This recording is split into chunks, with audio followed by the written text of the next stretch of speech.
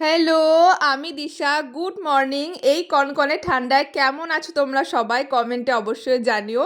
আর দেখো, সেদিনকে সকাল সকাল উঠে পড়েছিলাম, কারণ আমার স্টুডেন্টদের সব আবার নতুন ব্যাচ শুরু হচ্ছে, ওদের সব ভর্তি টর্তি হয়ে গেছে। সেদিন ওরা পড়তে এসেছিল, তাই সকাল সকাল উঠে ওদের পড়িয়ে নিয়েছি। তারপর মা একটু রুটি তরকারি করেছিল, সেটাই খেয়ে নিলাম। আর এই ঠান্ডার মধ্যে স্নান করাটা যে কতটা কষ্টের ব্যাপার তোমরা তো জানোই। যাই হোক, তবু স্নান আমি রোজই করি। আর স্নান টান সেরে ছাদে গেছি, দেখেছো তখনও পুরো মেঘলা হয়ে আছে আকাশ, কদিন ধরে তো একদম রোদই দিচ্ছে না।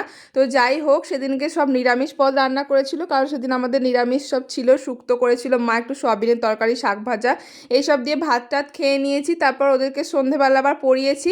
আর মা এদিকে আজকে পিঠে বানাচ্ছে, মানে পাটিসাপটা বানাচ্ছে। আমাদের যেহেতু পৌষ সংক্রান্তিতে চালের গুঁড়ি দিয়ে সমস্ত পিঠে বানানো হয়, তার আগে কোনো মানে চালের গুঁড়ি দেওয়া যাবে না, তাই মা এখানে ময়দা সুজি দিয়ে গোলাটা বানিয়েছে আর ক্ষীর করে রেখেছিল। পাটিসাপটা আমার ক্ষীর দিয়ে খেতেই বেশি ভালো লাগে, তাছাড়াও অনেকে সন্দেশ দিয়ে, নারকোলের পুর দিয়েও করে।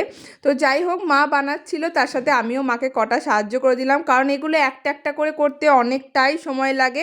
আমার একটু এই ওলটাতে একটু সমস্যা ছিল, মা একটু আমাকে সাহায্য করে দিল, দেখিয়ে দিল কেমনভাবে, তারপর আমিও কিছু করেছি। আর দেখো মা কতগুলো পিঠে বানিয়েছে, পাটিসাপটাগুলো খুবই দারুণ হয়েছিল খেতে।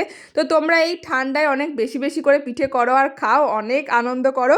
তো তোমরা সবাই ভালো থেকো, সুস্থ থেকো। দেখা হচ্ছে তোমাদের সাথে আবার নেক্সট ভিডিওতে।